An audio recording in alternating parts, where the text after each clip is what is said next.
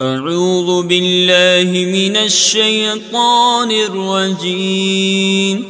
بسم اللہ الرحمن الرحیم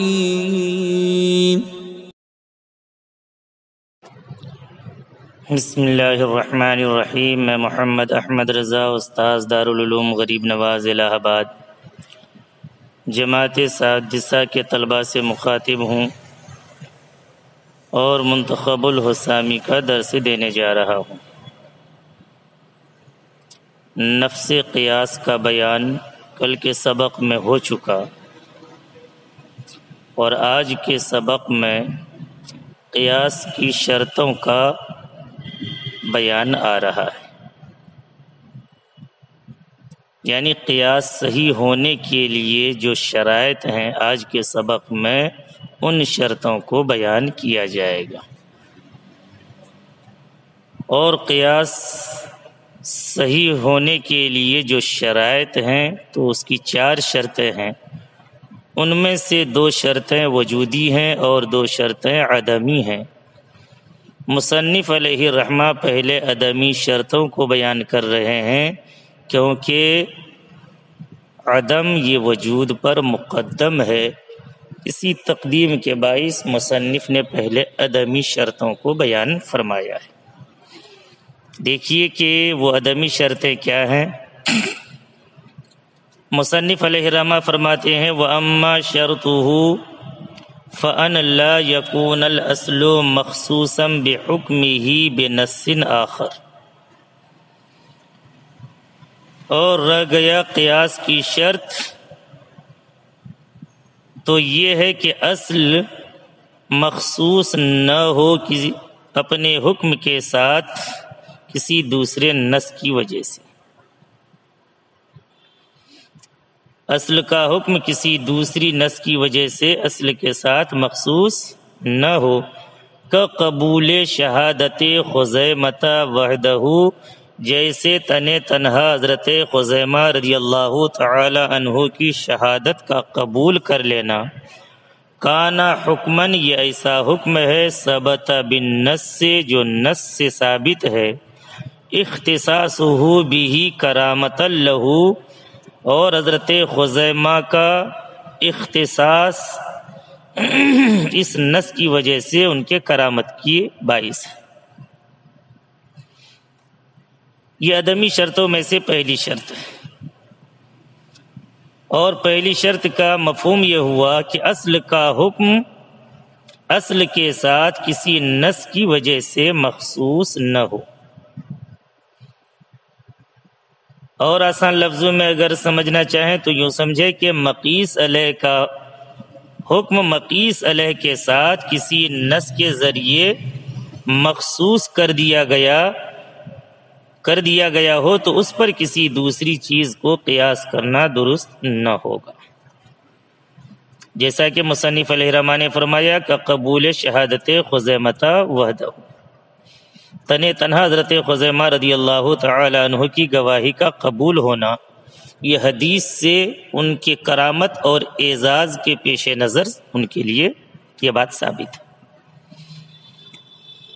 لہذا جب حضرت خزیمہ رضی اللہ تعالی عنہ کے لیے گواہی دینا نص کی وجہ سے تنہا ثابت ہے اور تنہا اس کی گواہی دینا قبول کر لیا گیا، تو اب حضرت خزیمہ کی گواہی پر دوسرے کو قیاس نہیں کیا جا سکتا، چاہے وہ رتبے میں حضرت خزیمہ کے برابر ہوں، چاہے رتبے میں ان سے بڑھ کر ہوں۔ یعنی اگر خلفائے راشدین میں سے بھی کوئی تنہا اگر گواہی دے جو کہ حضرت خزیمہ رضی اللہ تعالی عنہ سے رتبے میں بڑھ کر ہے، تب بھی ان کی تنہا ایک گواہی معتبر نہیں ہوگی۔ حضرت خزیمہ رضی اللہ تعالی عنہ کا واقعہ کیا ہے؟ جیسا کہ حدیث شریف میں وارد ہے کہ پیغمبر علیہ الصلاۃ والتسلیم نے ایک اعرابی سے اونٹنی خریدا اور آپ نے اس کو ثمن بھی عطا فرما دیا، لیکن وہ اعرابی مکر گیا اور کہنے لگا کہ آپ نے اونٹنے کی قیمت نہیں دیا ہے، ہمیں اونٹنے کی قیمت دیا جائے۔ رسول کائنات صلی اللہ تعالی علیہ وسلم نے ارشاد فرمایا کہ ہم نے تو تمہیں قیمت دے دیا ہے، مگر وہ اعرابی انکار کرتا رہا اور اخیر میں کہا کہ اگر بات ایسی ہے تو آپ گواہی پیش کر دیجئے کہ آپ نے قیمت دے دیا ہے۔ پیغمبر صلی اللہ تعالی علیہ وسلم نے ارشاد فرمایا کہ جب ہمارا لین دین اونٹنی کے سلسلے میں ہو رہا تھا تو وہاں کوئی دوسرا موجود ہی نہیں تھا، تو جب کوئی دوسرا موجود نہ ہو تو گواہی بھلا کوئی کیسے دے سکتا ہے؟ لیکن اعرابی اپنی بات پر مصر رہا اور قیمت کا مطالبہ کرتا رہا۔ صحابہ کرام آتے گئے مگر کسی کو گواہی دینے کی جرت نہیں ہوئی، کیونکہ وہاں پر لین دین کے وقت موجود نہیں تھے۔ اتنے میں حضرت خزیمہ رضی اللہ تعالی عنہ حاضر ہوئے اور حاضر ہونے کے بعد عرض کیا، یا رسول اللہ میں گواہی دیتا ہوں کہ آپ نے اعرابی کو اونٹنے کی قیمت عطا فرما دیا۔ پیغمبر علیہ الصلاۃ والتسلیم نے تعجباً ارشاد فرمایا کہ جب تم اس وقت موجود نہیں تھے تو تم میرے حق میں گواہی کیسے دے رہے؟ تو اس وقت حضرت خزیمہ رضی اللہ تعالی عنہ نے جواباً عرض کیا، یا رسول اللہ آپ نے اللہ، آسمان اور غیب کی عظیم الشان خبروں میں عظیم الشان چیزوں کی آپ نے خبریں دیا، جب ہم آپ کو ان تمام چیزوں کے بارے میں سچا جانتے ہیں تو یہ اونٹنی اور اس کی حقیر قیمت کی کیا حقیقت ہے کہ اس کی ادائیگی کے بارے میں ہم آپ کی تصدیق نہ کریں؟ تو اس پر آپ صلی اللہ تعالی علیہ وسلم نے خوش ہو کر ارشاد فرمایا تھا، من شہد لہ خزیمۃ فہو حسبہ، یعنی خزیمہ تنے تنہا جس کے حق میں گواہی دے دیں تو اس کی گواہی کافی ہے۔ یہ خزیمہ رضی اللہ تعالی عنہ کا اعزاز و اکرام ہے کہ اللہ کے رسول نے ان کی گواہی کو دو آدمیوں کی گواہی کے برابر قرار دیا ہے، ورنہ عام لوگوں کی گواہی کے معتبر ہونے کے لیے دو مرد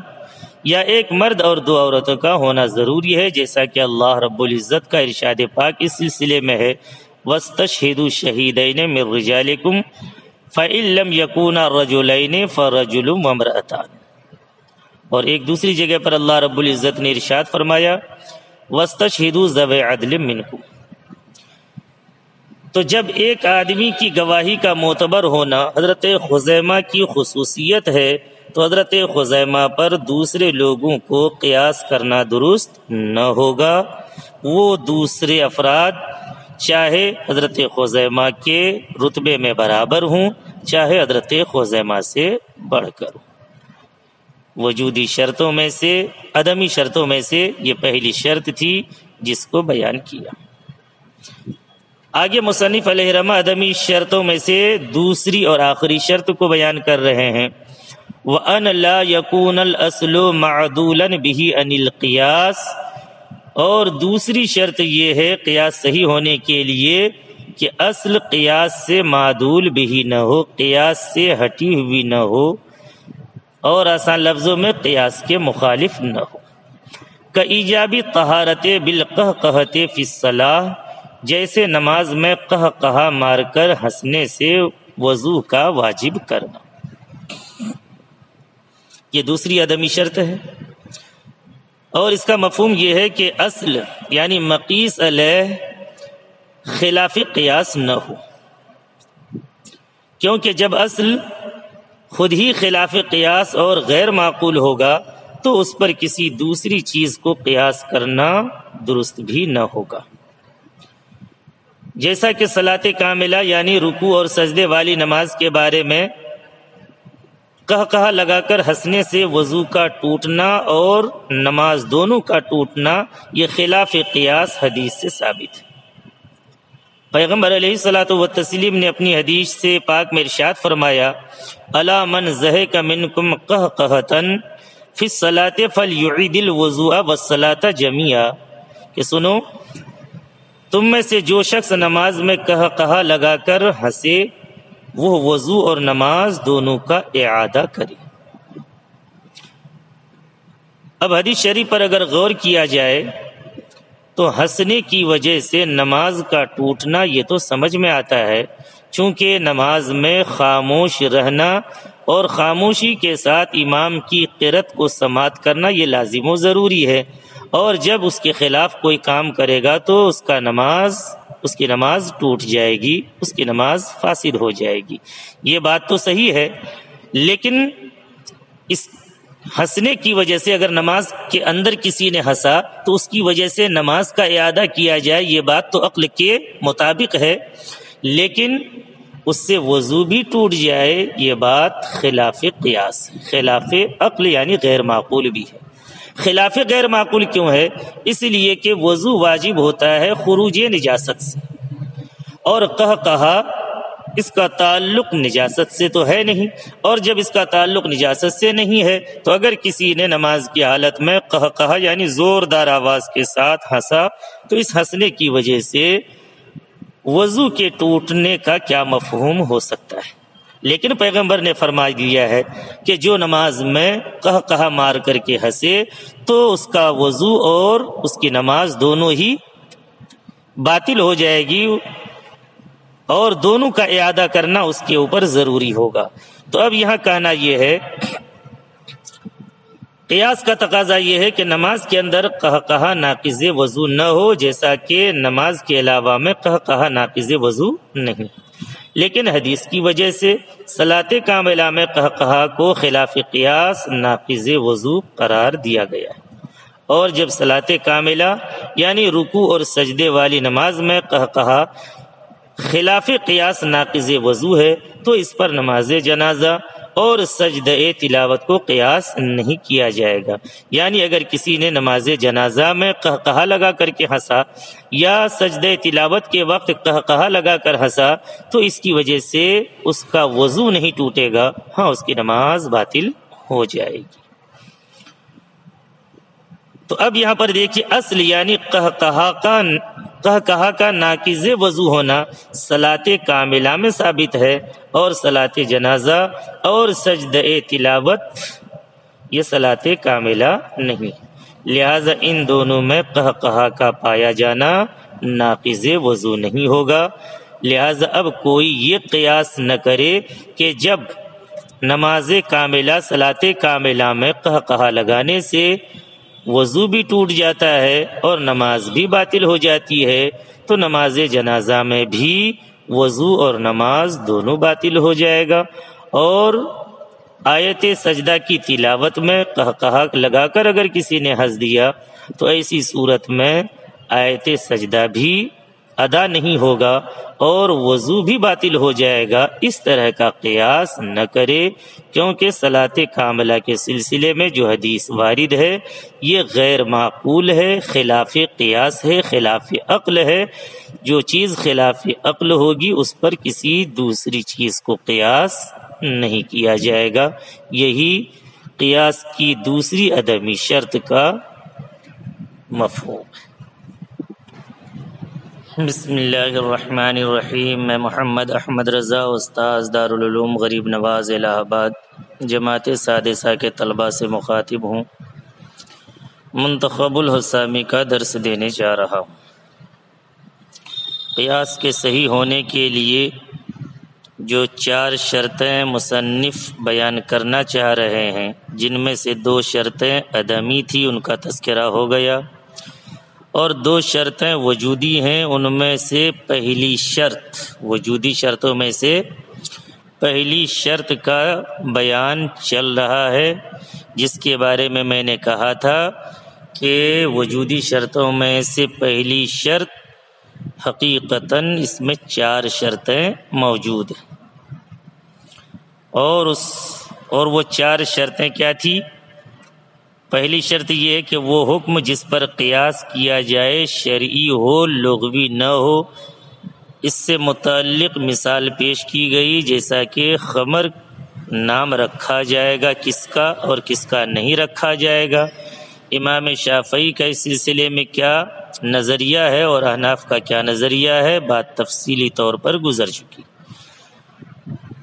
اب جو اس کی کا دوسرا جز ہے، یعنی وجودی شرط میں جو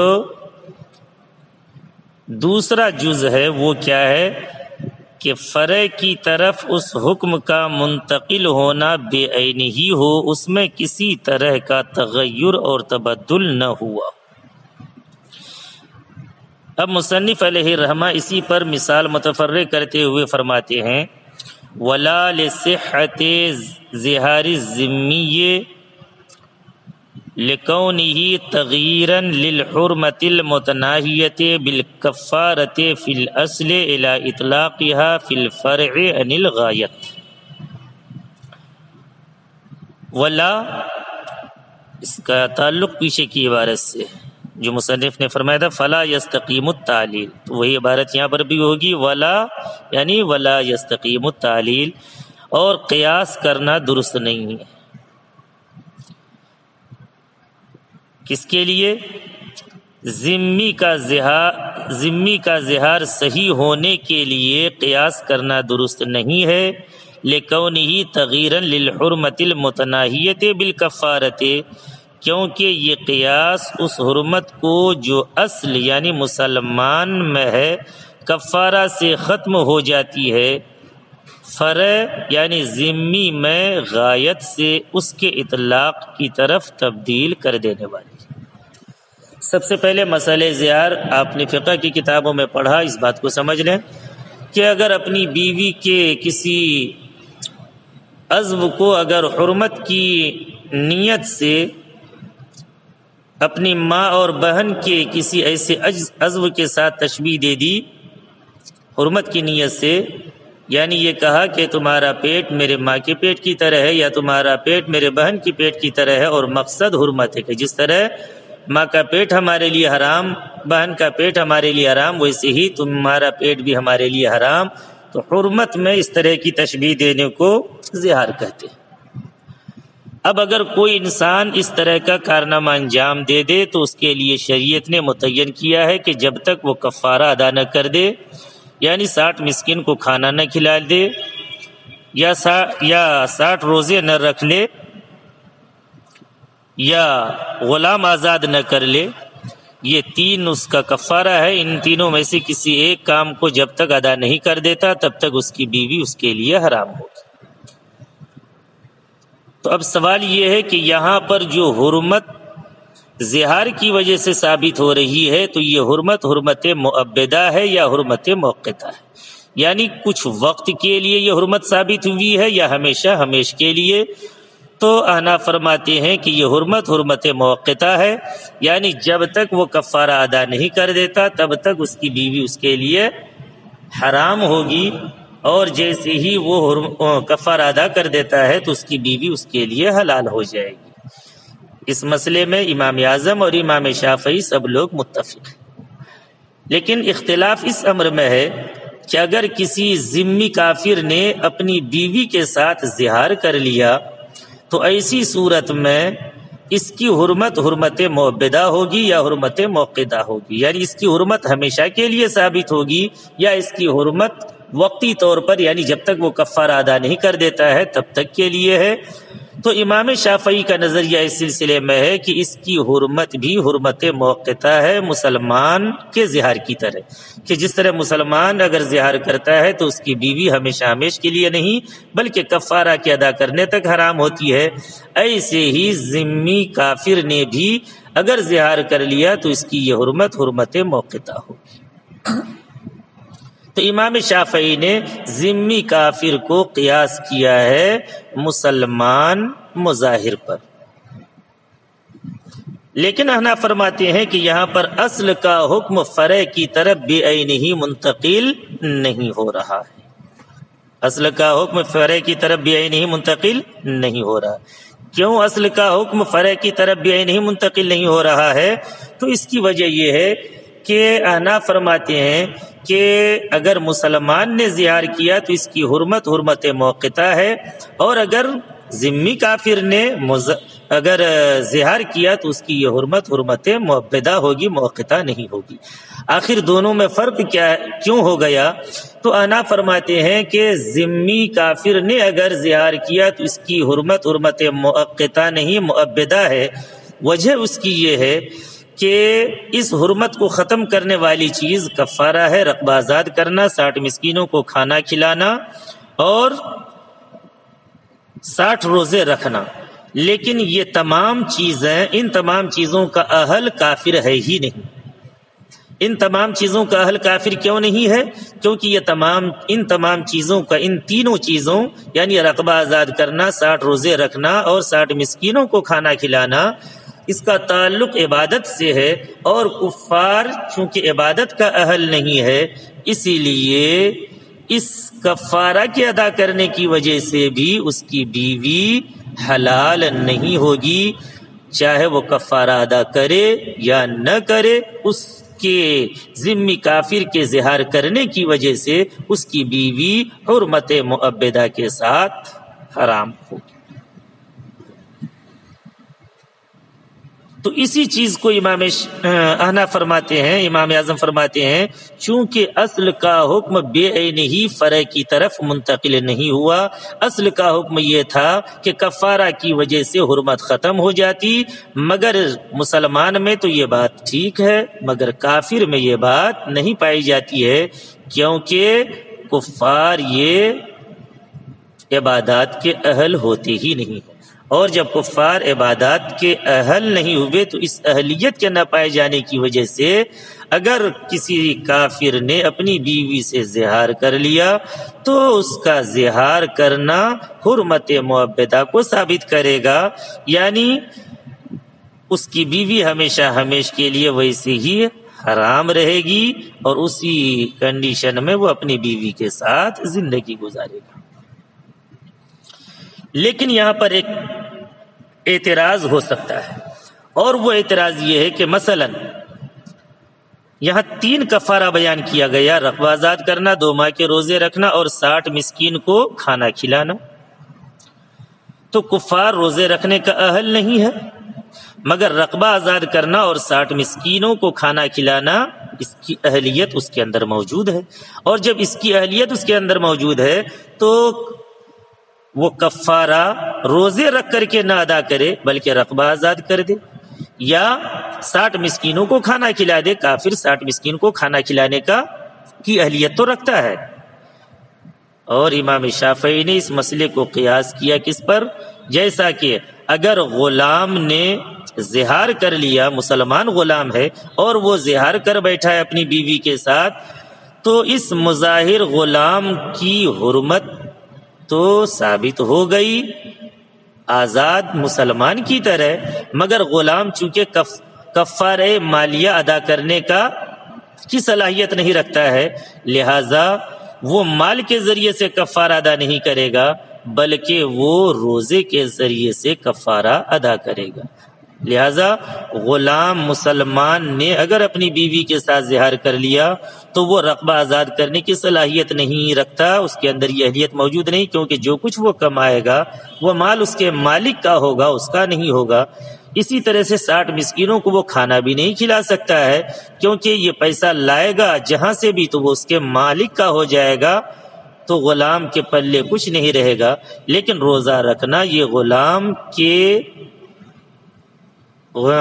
اس کی اہلیت رکھتا ہے، اور جب یہ غلام اس کی اہلیت رکھتا ہے تو غلام اگر مسلمان تھا اور وہ اپنی بیوی سے زہار کر بیٹھا تو وہ 2 ماہ کے روزے رکھ کر کے اپنی بیوی کے حرمت کو ختم کر سکتا ہے۔ تو ایسے ہی کفار اگرچہ روزہ رکھنے کی اہلیت نہیں رکھتا ہے کہ اس کا تعلق عبادت سے ہے، لیکن رقبہ آزاد کرنا اور 60 مسکینوں کو کھانا کھلانا اس کی اہلیت اس کے اندر موجود ہے، لہذا ان دونوں میں سے کسی ایک کو انجام دے کر کے، یعنی رقبہ آزاد کر کے یا 60 مسکینوں کو کھانا کھلا کر کے اپنی بیوی کی حرمت کو ختم کر سکتا ہے، جیسا کہ غلام نے کیا۔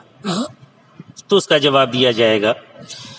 کہ ذمی کافر اگرچہ رقبہ آزاد کرنے اور مساکین کو کھانا کھلانے کا اہل ہے، لیکن بطور کفارہ کے رقبہ آزاد کرنے اور کھانا کھلانے کا اہل نہیں، کیونکہ بطور کفارہ ادا کرنے کا اہل وہی ہوگا جو مسلمان ہوگا۔ چونکہ یہاں پر 2 چیزیں ہیں کہ کفارہ ادا کرنے میں ایک تو ہے عبادت اور دوسری چیز ہے عقوبت۔ تو اگرچہ عقوبت کا معنی بھی یہاں پر پایا جا رہا ہے، سزا اور جزا کا معنی بھی پایا جا رہا ہے، مگر عبادت کا مفہوم یہاں پر مرجح، عبادت کے معنی راجح ہے، اور جب عبادت کے معنی راجح ہیں اور کافر عبادت کا اہل نہیں، لہذا کفارہ کا بھی اہل نہ ہوگا، نہ کفارہ مالیہ کا اور نہ ہی کفارہ بدنیہ کا۔ اور جب ذمی کافر کفارہ کا اہل نہیں ہے تو کفارہ ادا کرنے سے اس کے زہار کی حرمت بھی ختم نہ ہو، اور جب کفارہ سے ذمی کے زہار کی حرمت ختم نہیں ہوئی، حالانکہ مسلمان کے زہار کی حرمت کفارہ سے ختم ہو جاتی ہے، تو اصل اور فرع کا حکم بے عین ہی ایک نہیں ہوا، اور جب دونوں کا حکم ایک نہیں ہوا تو پھر ذمی کے زہار کو مسلمان کے زہار پر قیاس کرنا بھی صحیح نہ ہوگا۔ اور رہ گئی بات امام شافعی نے جو قیاس کیا تھا، مسلمان غلام نے اگر زہار کر لیا تو کہتے ہیں کہ مسلمان غلام تو وہ کفارہ مالیہ اور کفارہ بدنیہ دونوں کا اہل ہوتا ہے، مگر اس کی ملک میں چونکہ مال نہیں ہوتا ہے، اس لیے وہ کفارہ مالیہ کے ادا کرنے سے عاجز ہے، جیسا کہ آزاد فقیر کفارہ مالیہ کے ادا کرنے سے عاجز ہے۔ لہذا اگر غلام کی ملک میں کوئی غلام آ گیا اور اس نے اس کو آزاد کر دیا، یا اس کو مال حاصل ہو گیا اور اس نے مساکین کو کھانا کھلا دیا، تو اس غلام کا یہ کفارہ مال بھی درست ہوگا، جیسا کہ فقیر کے مالدار ہونے کے بعد اس کا کفارہ بالمال بھی درست ہوتا ہے۔ حاصل گفتگو یہی کہ مسلمان غلام کفارہ مالیہ کا اہل تو ہوتا ہے مگر اس کے ادا کرنے سے عاجز ہے، اور ذمی کفارہ مالیہ کا اہل ہی نہیں ہوتا، اور جب ایسا ہے تو ذمی کو غلام پر قیاس کرنا بھی درست نہ ہوگا۔ یہ وجودی شرط میں سے جو پہلی شرط کے 4 اجزاء تھے، ان 4 اجزاء میں سے دوسرا جز پر آج کا مسئلہ متفرق کیا گیا، اور بخوبی آپ حضرات نے اس مسئلے کو سمجھ لیا ہوگا کہ یہاں پر اصل کا حکم بے نہیں فرع کی طرف منتقل نہیں ہو رہا ہے، لہذا ذمی کے زہار کو مسلمان کے زہار پر قیاس کرنا درست نہ ہوگا۔ اب اس کی تیسری جو شرط ہے انشاءاللہ وہ کل آپ کے سامنے پیش